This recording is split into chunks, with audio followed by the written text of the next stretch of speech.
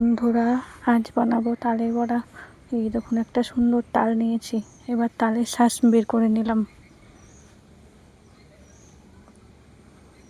এবার একটা বাটিতে ময়দা নিলাম। ময়দাতে এবার পরিমাণ মতো লবণ দেব। আর আমার ভিডিওটা যদি ভালো লাগে সাবস্ক্রাইব করে আমার পাশে থাকবেন আর কমেন্ট করে জানাবেন যে রেসিপিটা কেমন হয়েছে। এবার কালো জিরে দেব।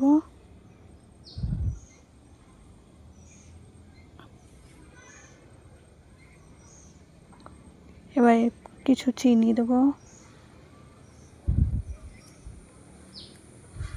এবার দেব জোয়ান,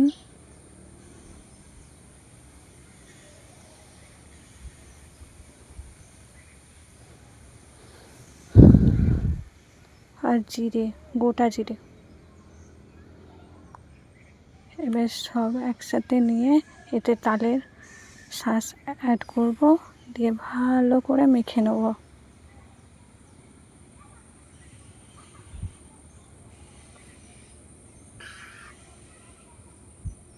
এটা ভালো করে মেশানো হয়ে গেলে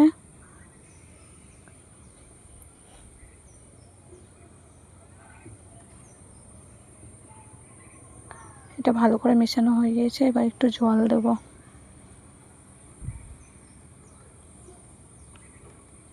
এবার জল দিয়ে ভালো করে এটা মেখে নেব।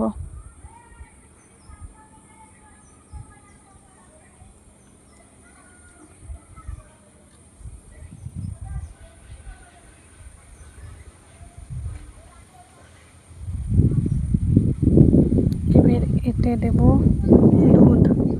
দুধ যাদের না থাকে তারা না দিতেও পারবেন, দুধটা অ্যাভয়েড করলেও হবে। দুধের পর দেব চিনি। চিনিটা পরিমাণ মতো দিতে হবে। আর যারা যেরকম মিষ্টি খায়, হালকা মিষ্টি হলে অল্প, আর বেশি মিষ্টি হলে বেশি। আর দেব সরিষার তেল। এবার সবগুলো একসাথে ভালো করে মেখে নেব। এইভাবে মাখা হবে। মাখা হয়ে গিয়েছে। এবার কড়াইয়ে তেল দেব।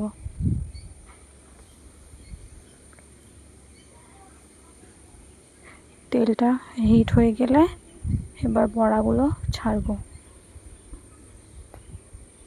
এই দেখুন, এইভাবে বড়ার সাইজগুলো গোল গোল করে কেটে নেব। এইভাবে বড়াগুলো কেটে নিয়ে তেলে ছাড়তে হবে, তাহলে বড়াগুলো সুন্দর আর গোল হবে। এবার বড়াগুলোকে উল্টে পাল্টে নেড়ে চেড়ে ভেজে নেব।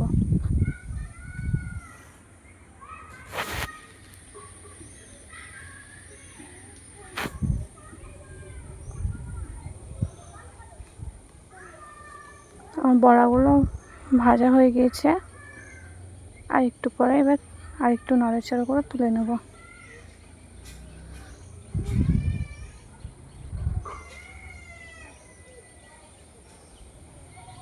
বন্ধুরা, আমার ভিডিওটা ভালো লাগলে প্লিজ সাবস্ক্রাইব করবেন